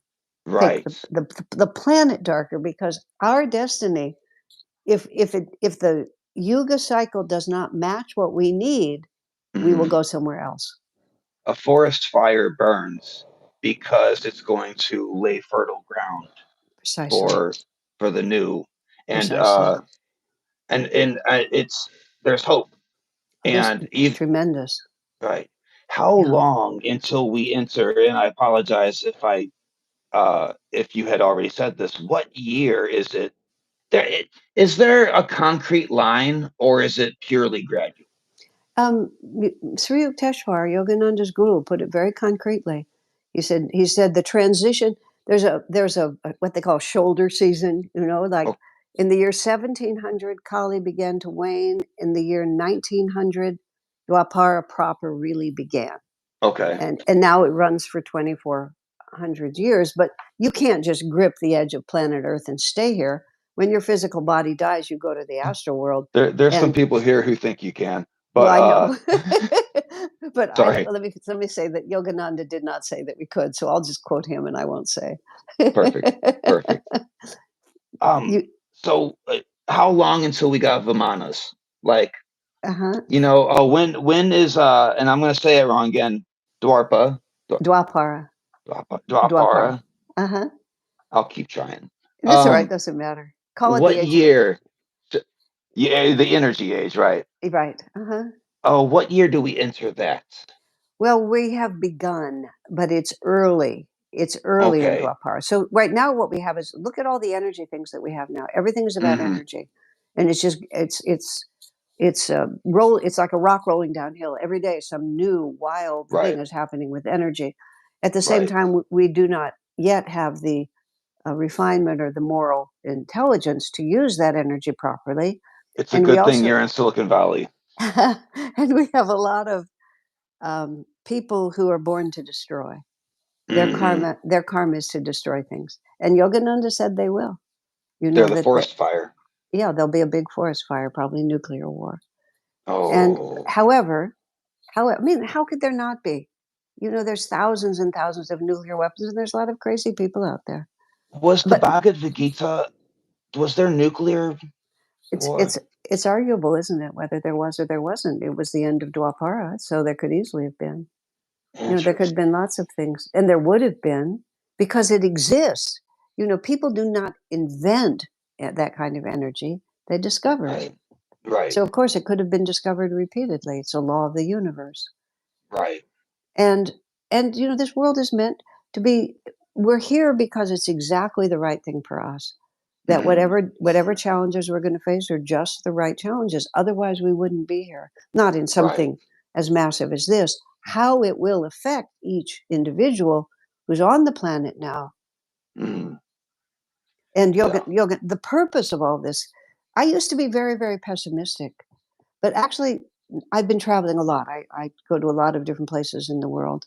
I'm very optimistic now because the chaos is getting a lot of attention, but the number of people who are waking up to the power of the light and the power of righteousness without sectarian boundaries, just the power of righteousness and the presence of a higher power of the divine in our lives. Everywhere I go, I meet so many people like that. Yeah. So there's this other group that wants the future to look like the past. And they're determined to make the future look like the past, but there's no chance that the future will look like the past because we're in Dwapara Yuga. Right. In the context that I've become deeply persuaded is true, we are in a higher age and we're in a rising age, and the past is the past. And in the material age, you see everything is fixed. Religions are separate, races are separate, genders are separate. Everybody gets in their place and stays there. In the age of energy, it's just energy. Everybody just moves around, and it's totally freaking out the Kali Yuga people. They're totally freaked out by it. But as it happens, they're still holding a lot of nuclear weapons and things like that.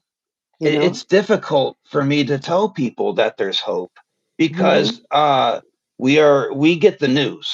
The news exists, and the news is dead set as an agenda to make you panic.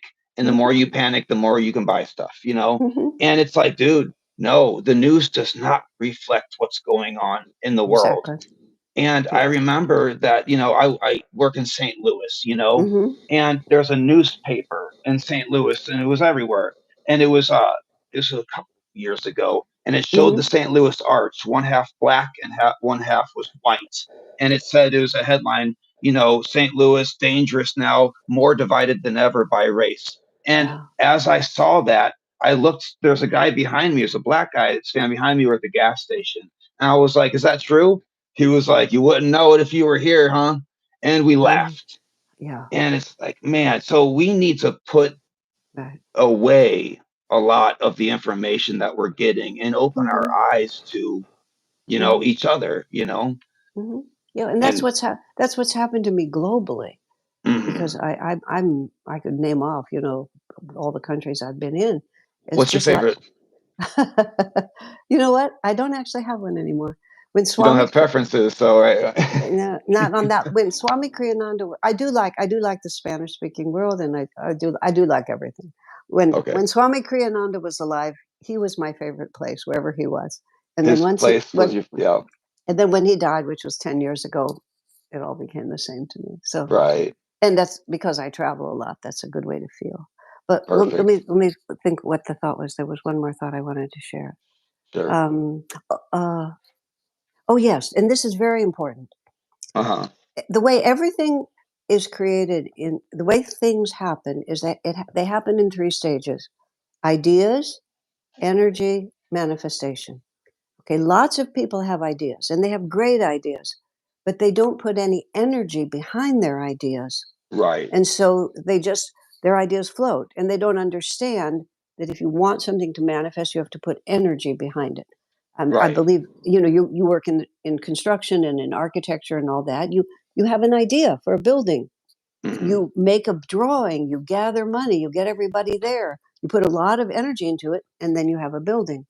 But by the time you have a building, you think it's the beginning. It's actually the end of the process.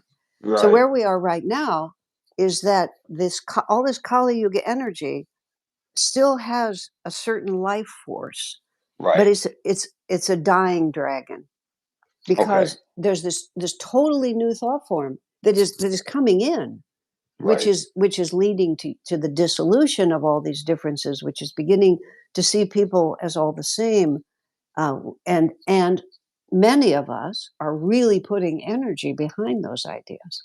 Yes. In lots and lots of ways, increasingly. Not enough yet to manifest on the scale that the remnant of Kali Yuga has manifested, but they are the past and we are the future. Will there be a division when the people who are not on board with the energy age? I mean, is there a leaving behind? Is there what the Christians would call a rapture? Well, not in that sense. Although if there's a nuclear war, a lot of people will die, and so who's going to die? If there's Yogananda put it in this way, that he said, by the end of the transition, which he talked in 1952 as if it was going to happen the next day. So from that point of view, time is a little tricky in prophecy. And Mother Mary of Medjugorje, many Padre Pio, many saints and masters have predicted this. The when is it's the hardest part of prophecy. Oh my goodness. But the end point of it is that the vibration of the planet is changing, and therefore the souls that will be drawn to the planet will be different. In this transition, we need people who like to destroy things. Wow. So right now we have is what I call a lot of Divine Mother's rowdy children are here destroying things to see if that makes them happy. And we get to be terrified by the fact that they're doing it. So we get to find out how deep our faith is and how strong we are in the face of awfulness. So we get to learn and they get to learn. I mean, this very impersonal way of looking at it, that doesn't mean that a lot of people won't suffer. And that doesn't mean that I am indifferent to that suffering. I am not. And that's part of the challenge of being at all a sensitive, aware person at this time, is that we may be witness to a lot of suffering. And that is not going to be easy. But you see, how strong am I in my faith in God? How strong am I in my ability to hold the presence of light, even in the presence of a lot of shadow? So this is obviously the right challenge for me, or else I wouldn't have come here. Right.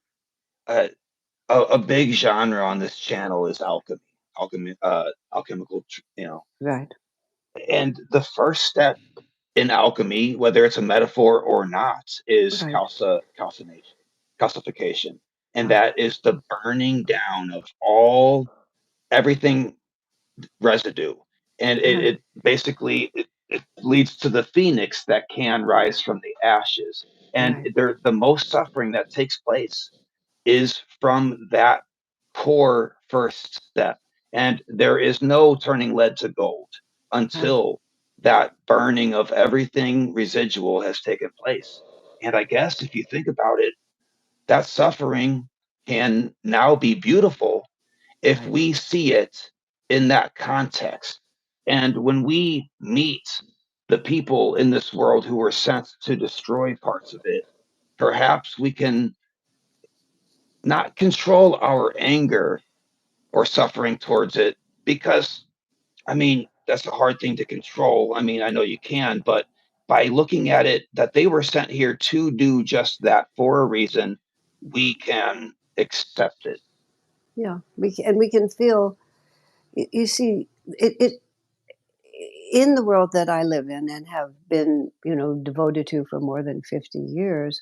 You go through karma, you go through reincarnation, you go through life, death, you go through the role of the masters, you go through the yugas, and even if the human heart still weeps at what people have to go to, and if you think, as you were saying earlier, clearly and honestly about your own experiences, you say, if that hadn't happened, I wouldn't be the person I am today. So when you're watching other people suffering, you have to ask yourself, if that suffering is going to be the making of them and that their future will be much brighter and lighter, do I really want to prevent them from having that experience? Because we call it virtue. We want to help people And like Alan Watts said, sometimes virtue is like putting a fish up in a tree to save it from drowning. Well, that And doesn't mean if you can give a starving child a piece of bread, you don't of give the course, bread. there's discernment here. But it's the peace of your own heart. Yes. Okay.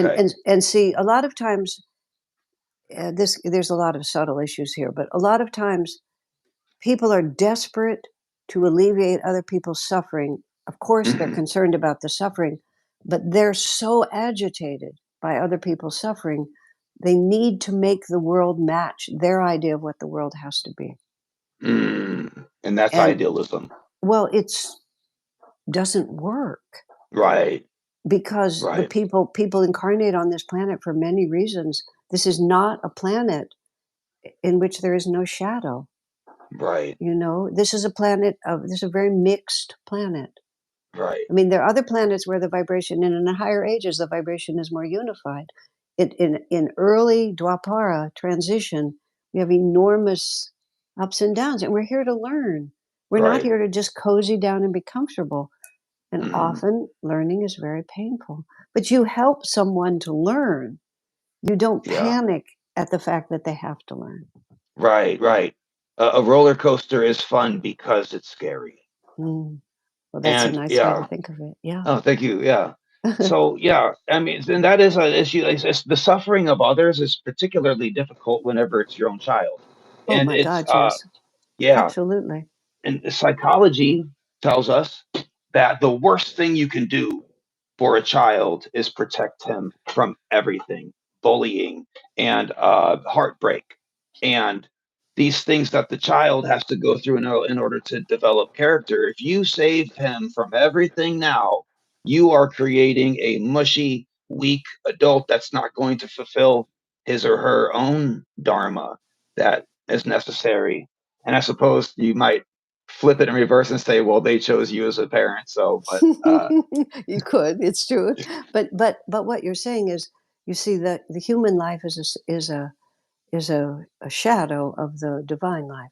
That's why yes. I tend to speak of God as Divine Mother, because Okay. when I think of God as a perfect mother, then on a cosmic scale, then what you said is exactly true. I'm being guided and raised by a perfect mother, and that mother knows that I need to have experiences, certain experiences, and she's not going to protect me from them. Right. And I have to trust that I have the strength to deal with it, and that if I approach it correctly, I will learn, and I'm not abandoned, and I'm not being punished. I'm just being given the opportunity to learn. And so, Yeah. whether I learn or not is up to me, but whether I'm given the opportunity to learn is up to my mother, so to speak. Yeah.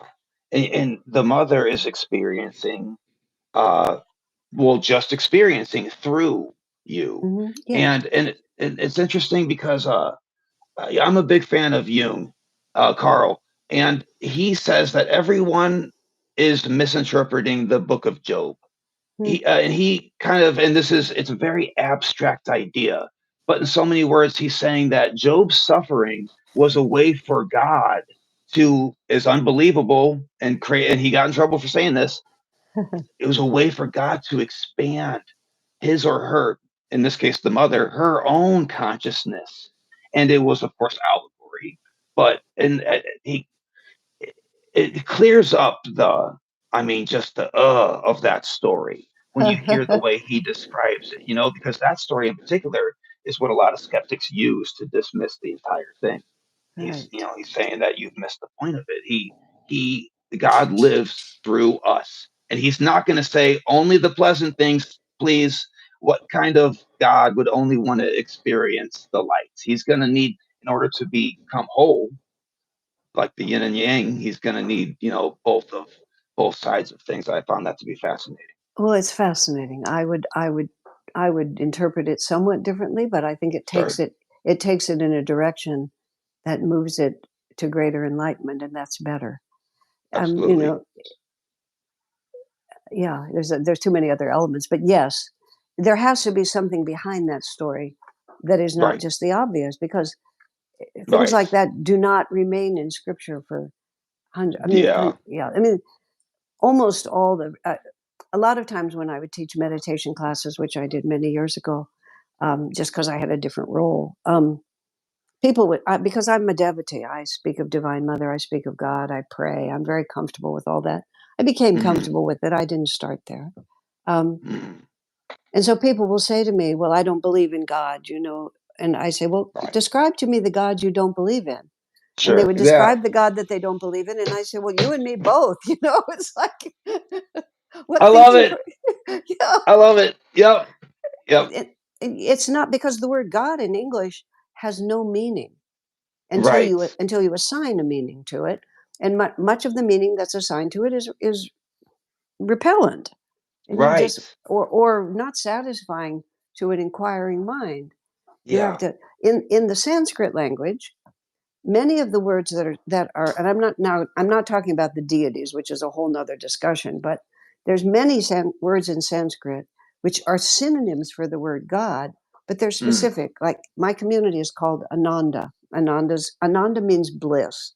It doesn't mean I'm happy because I got a new pair of shoes or something like that. It means an inward bliss that nothing can touch. And the word is Ananda, and that's a word for God. There's the word Shanti, which means an untouchable sense of peace. Jesus called it the peace that passeth understanding, which is trying to say it. But it's different. It's not just the kids are to bed and it's finally quiet and I can put my feet up. It's an everlasting sense of peace. The word is Shanti. It's a synonym for the word God in English. Because when you say Shanti, you have an experience that is not, it's not theology, it's not dogma. It's, if we're fortunate, we've had that experience. And the word prem, the Greeks might call it gnosis. Exactly. It just goes on like that. And so then you break this whole chaotic thing of and then the scriptures can become very interesting from a wholly different perspective. Then see, Job is just a great extension of what you and I already know. You were talking about your divorce. I've had multiple experiences that were just awful, absolutely awful, and I thought I'd never be happy again. It's just he was forced to not cling to those. Exactly. And on the other side of it, you suddenly discover how much of a gift all that awfulness was. And you can't, I mean, that just sounds too pat when you say it. So you have to actually, I loathe it when people say, well, everything happens for a reason. Yeah, but I'm not interested right now. Yeah. I mean, I'm telling you, eventually, yes, but, true but irrelevant. There are people who are just love and light. That is it. And don't come in here with anything else except for love and light. And kind of preachy with it. And meanwhile, this guy with the love and light, or in the crystals and stuff, and no negative energy. It says on his t-shirt, no negative. But Larry, the guy who's doing the cement, just blurted out. He just belched and yelled out some dirty joke. Which one's closer to the Buddha? You don't know. I can't help but feel like Larry might be a little bit more. You close, just don't know. You never. No way to know. The way I think about it also is that you never know what karma people are balancing. And sometimes when people are extreme, they're in reaction to something. They're either in appropriate reaction to it or they're in inappropriate reaction to it. But they're reacting to something inside themselves here's another fun way to think about it. Almost always a person's worst quality is their best quality taken just a little too far. Like the positive person. I gotta chew on that. That's the person is positive, but they're just too positive. They just need to back it up. Just ratchet it back, not all the way to darkness, but just enough so that there's room for reality in there too. A person's best quality. Best comes first. Worst. Worst quality is their best quality pushed too far. Often. Not always, but often. So like my thing is talking about the mysteries. Okay. And I do it on YouTube. But if I'm a coworker of yours and that's all I'm doing to you all day, that's my worst quality. Well, that's another way to say it. Yeah. That's That's another way. I mean that's circle. It's very interesting. I'm very enthusiastic. I get interested in lots of things, all that stuff. And I used to be. I'm not so much now. Very, very scattered because I was so interested in everything and very enthusiastic. And I didn't need to become more closed. I just needed to ratchet it back enough so that I could accomplish something. Just a little bit. Just a little bit. Subtle. Just a little bit of subtlety. I forgot who said, "Do it lightly, my child." It was like this kind of quote. It was like, no matter what you do, no matter how passionate you are about it, do it lightly, and that's going to keep you from being that annoying person whose best quality has now become their worst quality. All right, so we are approaching. I know we are. Yeah. So there's a couple things I wanted to. Okay. Before we get out of hand here, what was the other thing? Okay, this is a question. So a little bit of synchronicity. I got some questions here from the audience. Okay. And while I was reading this question, debating whether or not I should ask you, I opened the book, Autobiography of a Yogi. I just opened it, and then I put my eyes down, and the question is here too. And I was like, well, okay, let's go. Okay. Norad Mooney, our viewer here, poses the question, and you know what, Narada Mooney, I hope your mom's watching. Okay. Is Brahmachara, known as semen retention, necessary to experience samadhi, and was Yogananda, I'm sorry, celibate? Yogananda was celibate. Okay. Let me think about that for a minute. Well, while you're thinking about it, this is what I opened to. Okay. Sorry. Go ahead. Yes, diet is important in the Satyagraha movement, as everywhere else. Say it again. Satyagraha. Okay. He said with a chuckle, because I advocate complete continence with Satyagrahis, that's plural that time, I am always trying to find out the best diet for the celibate. One must conquer the palate before he can control the procreative instinct. Okay. The reason I'm hesitating is, it's not that I couldn't. I'm trying to think of what of many answers is the right answer. Okay, first of all, and absolutely, you must be authentic in your spiritual life. Yogananda also said that you had to practice 1% of what he taught. He said, but everybody takes a different 1%. So he had to teach all kinds of different things. So there is a point in life when celibacy is a natural, appropriate, beneficial practice. But that doesn't mean that therefore everybody needs to try to be celibate, because for many people, the capacity to even the effort to restrain that natural force creates so much tension. That the tension that you've created, it nullifies whatever benefit might come from not dissipating your energy in that way. So and sometimes, of course, given the chaos of our society at this time, one does not always have a choice as to whether one is celibate or not. Sometimes it's imposed upon you. And then it's comforting to think, well, maybe this will do me some good. But we can also but we can also say that this is imposed upon me. I have to live this way. But if I had the opportunity, it's not natural to me. I don't feel. We should only do that discipline that makes us feel freer and lighter inside from doing it.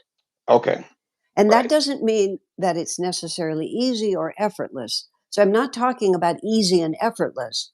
I'm talking about freer and lighter. And so even though it can be beneficial, it's only beneficial when it's an authentic expression of your actual next step. If there's force involved, you Well, might want to rethink I it. would say that it's a matter of degree. Yes. Okay. It's a matter of degree. And in this society, which is like such a sexualized society, Sure is. where mainstream entertainment was pornography when I was growing up, where Right. pornography is available to anyone from the age of whatever, 6 years old, 10 years old. This is a very, very, very tough age to practice celibacy. And you're better off, if that's your inclination, to at least try to find a stable, positive relationship in which the sexuality can be used as the basis for for other aspects of life. I mean, it's not a question when it's a stable relationship of whether or not you make that relationship stable, celibate, which is something that it has to be approached extremely delicately. Right. Because there are two of you, and if only one of you decides that you need to be celibate, it can rip your relationship apart. Oh, sure. Right. Okay, so but if you have a strong sexual connection, and it becomes the basis for a relationship that then allows you both to expand and to serve and to grow, Right. then there's nothing at all wrong with that. And to then think Right. we have to take this out of our relationship when it's part of the glue of the relationship. And it's just so, just because it can be written that this is essential for this doesn't mean it's essential for you. Right. And I this think is, people get mixed up. oh But boy, no, do they please go ever. ahead. Well, also because we are such a sexually oriented society Mhm. that we just get totally carried away. And So, and rather than actually, and most of, I mean, ideally sexuality involves the desire to be close, the desire for friendship, the desire for love. It can be bestial, it can be just purely physical, but right. ideally it's not. We're working Mhm. we're working toward building something through the focus and stabilization of that energy. Right. And still, it will be said that sooner or later, this will not interest you. But Right. if it interests you today, just wait till later. You know, Right. Yeah. don't make and don't make a don't don't lower the top of the mountain to make you feel better. Just say Right. that this is where I'm standing. Yeah, sure, that's an ideal someday, and let's see what happens. Right. You know.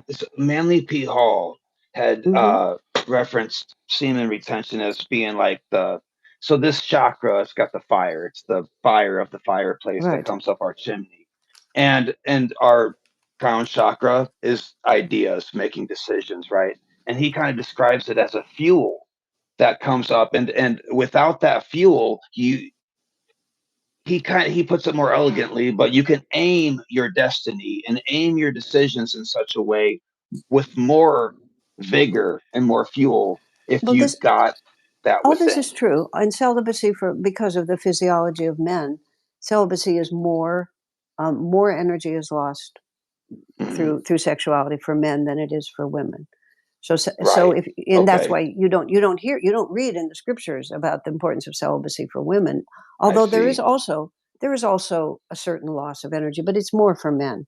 It's not just that Right. scriptures were written by men. It's just the way I see. the physiology works. But more than that, you see, the reason our energy doesn't flow and focus at the spiritual eye and give us that power is because it's doing all this other stuff.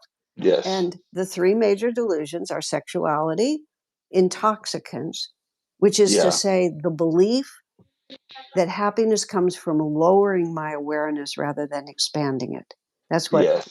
liquor represents, alcohol represents, drugs, television, ice cream, anything that dulls your consciousness. The desire to dull your consciousness, the desire to have the pleasure of sexuality, and Mhm. the desire for money, which gives you the illusion of power over the world.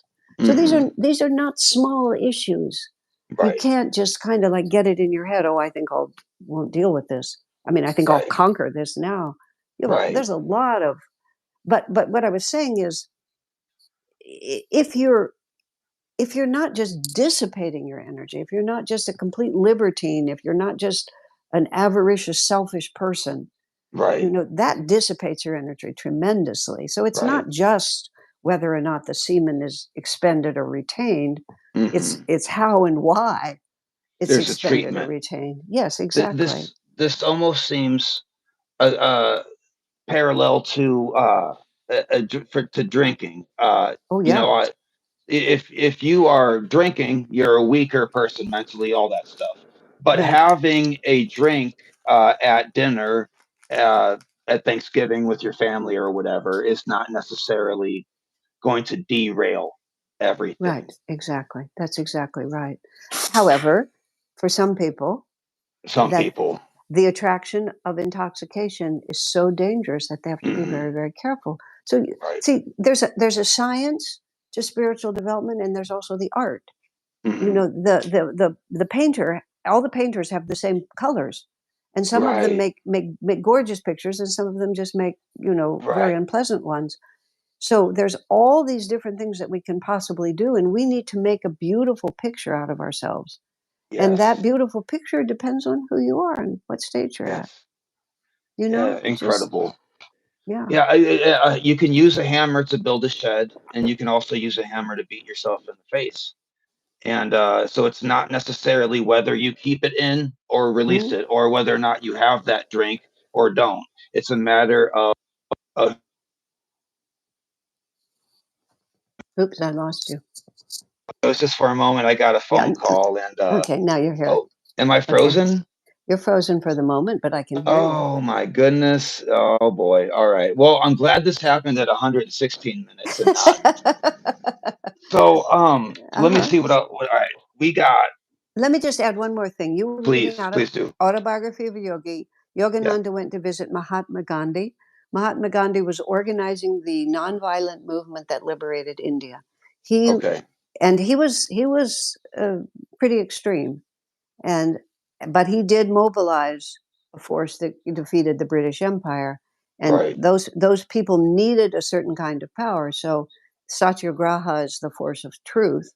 And that's the condition he set upon his followers for his own reasons, and the people who were following it followed it for their own reasons also. But that doesn't mean it was the right advice for everyone all the time. I'm not denigrating its value because it's enormous, but I've seen people torture themselves with this, and I wish they wouldn't. That's basically it. Right.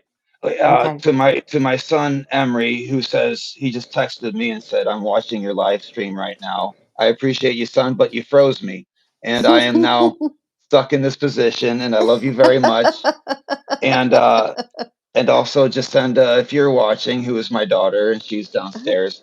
You need to teach me how to do this from the computer and not from my phone, because the comment section lit up pretty quickly when we went into semen retention, and I hope you're not reading the comments as they. I'm not reading them. All right. Well, all right. So, we're gonna come to the end of this. So Fuzz 1312, please ask about Yogananda's prophecy on. He's laughing. My son's laughing on the texture. Okay. On world population decline and the 3 days of darkness. Okay, you know what? You're frozen and my battery's almost out. So I'll answer this one and then we're going to have to let it go. But let me just say, Master, Swami Kriyananda never heard Yogananda talk about the 3 days of darkness, but wait, no, that's not true. I believe Yogananda did say it. He talked about 3 days of darkness. Padre Pio mentioned it. Several other people have mentioned it. Swami Kriyananda did a lot to speculate what could cause 3 days of darkness. A polar shift, a collision with some huge asteroid or meteor or something like that. Right. So that's a really fascinating possibility. You technically just said a huge ass asteroid, and I love it. That makes me happy. That isn't what I said, but that's I what I know. meant to say, even that's what I said. No, I'm frozen Perfect. too because here, there we go. Yep. So what was the rest of the question? Was 3 days of darkness and That was the question, yeah. and population decline. Oh, population decline. Uh,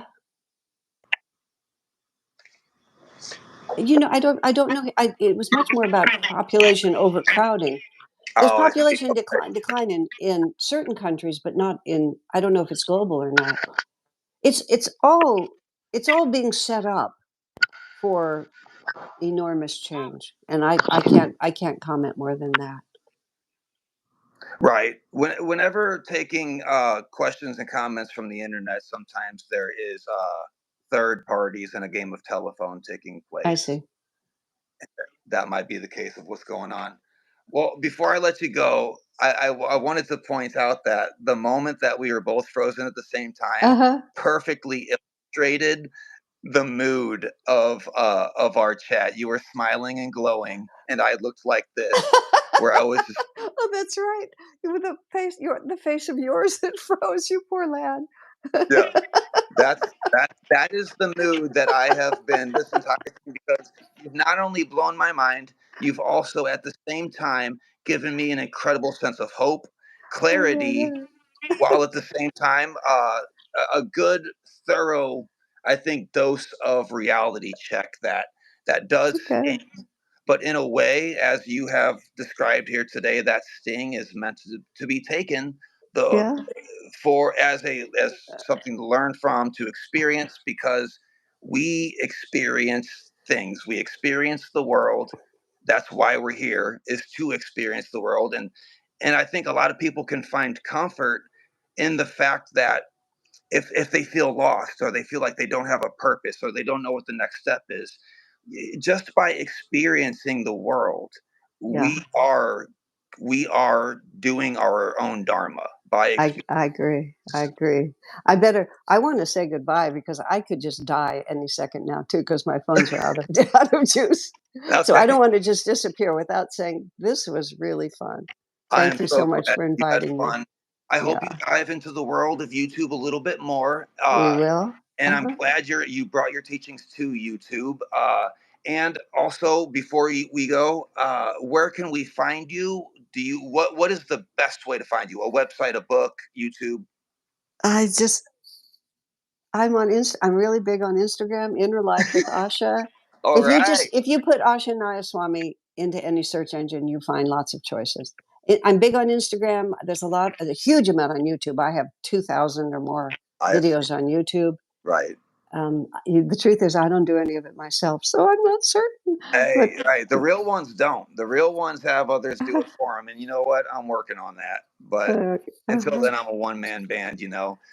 But well, I used to be. Now I have a wonderful friend who helps me. Yeah. perfect. Perfect.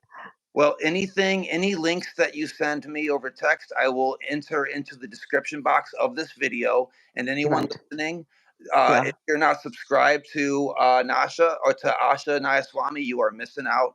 And I encourage Okay. everybody to get on board with what she is teaching and listen in your car. And Okay. it was good for me, and Okay. will help everybody else as well. We'll get those links to you right away. You'll have them in a few minutes. Okay. Asha, I appreciate your time so much. Thank you. Okay. God bless. All All right, right. my friend. Bye bye. Bye.